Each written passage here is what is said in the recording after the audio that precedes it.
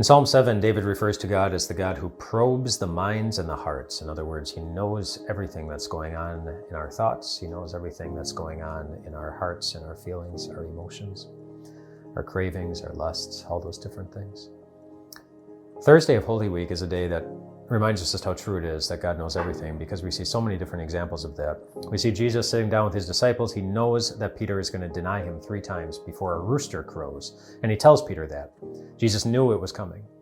He knows that Judas is going to betray him, and he knows how it's going to happen, but he tells all the disciples, I'm going to be betrayed, and I'm even going to identify the one who it is, although they didn't quite get the message. As they're in the garden, and as Judas brings his detachment of soldiers with him to betray him, there's an interesting phrase that John, the gospel writer, puts out where he says, Jesus knowing everything that was about to happen to him. Well, he stepped towards Judas. And of course, what was going to happen to him? All the worst.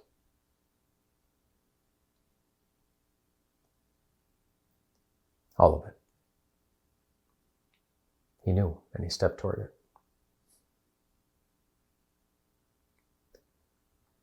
There's something else Jesus knew that night.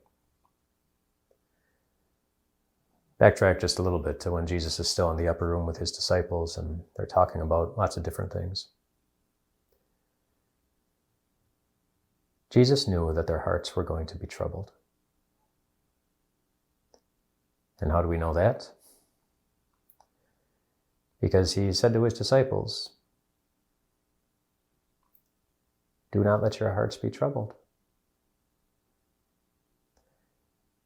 And you know, at least a big part of the troubling thing was that the troubles that they were going to be dealing with were going to be troubles dealing with themselves.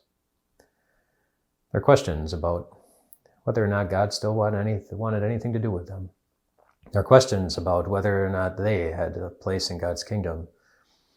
Their questions about whether or not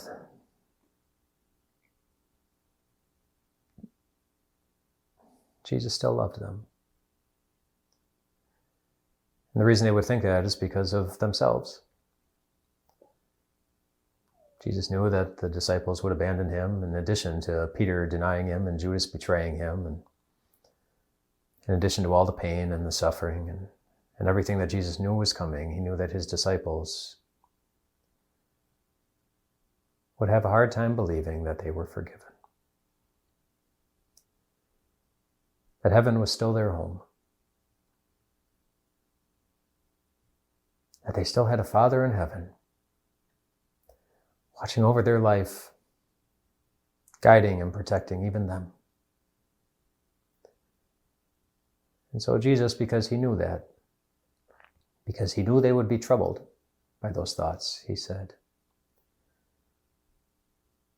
do not let your hearts be troubled.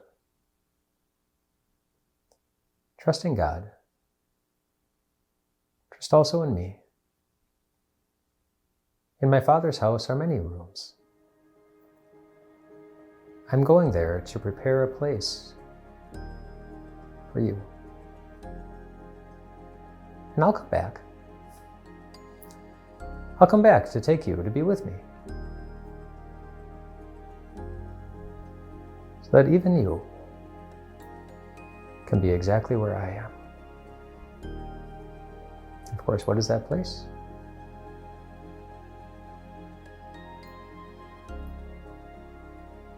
That place is your home. The one your heart craves quite often. And the one that is coming. Even Jesus knows it. No, you can too. Rest well tonight, my friends.